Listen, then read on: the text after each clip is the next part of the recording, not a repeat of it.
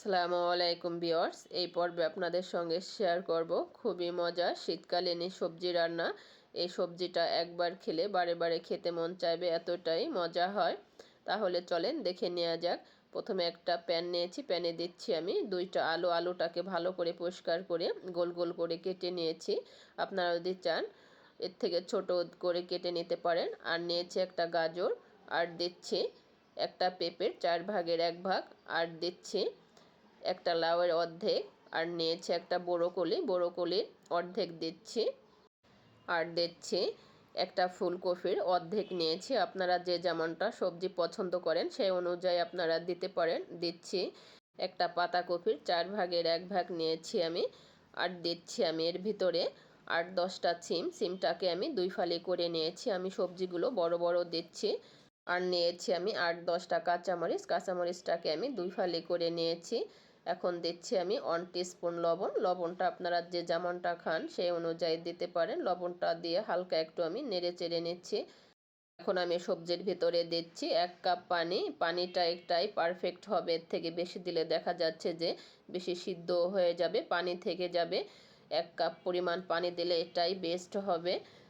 সবজিটাকে আমি পানি দিয়ে হালকা একটু ঢেকে সিদ্ধ করে নিয়েছি। এখন আমি ঢাকনা তুলে হালকা একটু আমি নেড়ে চেড়ে নিচ্ছি। এখন আমি সবজির ভিতরে দিচ্ছি 1/2 টেবিল চামচ হলুদ। হলুদটা দিয়ে সবজির সঙ্গে ভালো করে আমি একটু নেড়ে চেড়ে মিশিয়ে নিব। হলুদটাকে ভালো করে নেড়ে চেড়ে মিশিয়ে নিয়েছি। এখন আমি সবজির ভিতরে দিচ্ছি কিছু পেঁয়াজ পাতা কুচি। পেঁয়াজ পাতাটা দিয়ে আমি হালকা আর একটু নেড়ে চেড়ে আমি ঢাকনা দিয়ে ঢেকে দিব সিদ্ধ হওয়ার জন্য। সবজিটা পুরোপুরি সিদ্ধ করা যাবে না, দেখা যাচ্ছে যে পুরোপুরি সিদ্ধ করলে সবজিটার কালার ভালো আসবে না, কালচা কালচা একটা ভাব চলে আসবে। সবজিটা আমার সিদ্ধ হয়ে গেছে, দেখতেই পাচ্ছেন সবজির কালারটা কতটা সুন্দর হয়েছে। সবজিটা কিন্তু আমি পুরোপুরি সিদ্ধ করিনি, হালকা একটু কাঁচা আছে সবজির ভিতরটা। সবজিগুলো সিদ্ধ হয়ে গেছে, হালকা একটু নেড়ে চেড়ে নিয়েছি। এখন আমি সবজিগুলো তুলে নিচ্ছি সবজিটাকে ফোড়ন দেওয়ার জন্য। চুলায় প্যান বসে প্যানের ভিতরে পরিমাণ মতো একটু তেল দিয়ে দিচ্ছি।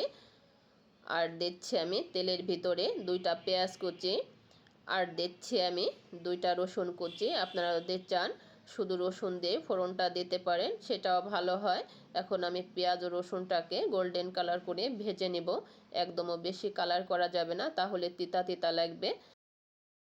পেঁয়াজ রসুনটাকে আমি গোল্ডেন কালার করে নিয়েছি। এখন আমি সবজিগুলো ফোড়নের ভিতরে ঢেলে দিচ্ছি।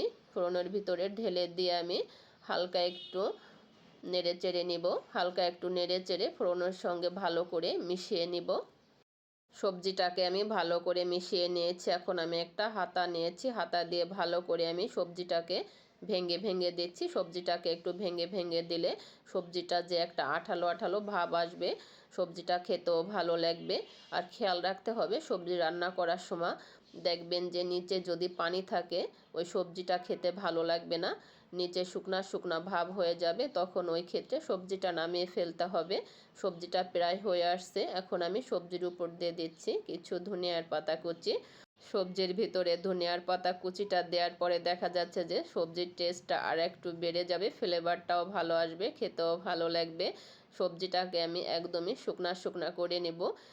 প্যানে যখন সবজিটা লেগে লেগে যাবে ওই ক্ষেত্রে ওই সময় আপনার সবজিটা নামিয়ে ফেলতে হবে। যদি পানি থাকে সবজির ভিতরে সে সবজিটা খেতেও ভালো লাগবে না, টেস্টটাও ভালো আসবে না। এভাবে আপনারা বাসায় একবার হলো ট্রাই করে দেখবেন। আপনাদের কাছে কেমন লেগেছে ভালো লাগলে কমেন্ট করে জানাবেন, আর অবশ্যই আমাকে সাপোর্ট করবেন। যারা এখন আমার ইউটিউব চ্যানেলটিকে সাবস্ক্রাইব করেনি আমার চ্যানেলটিকে সাবস্ক্রাইব করে রাখবেন।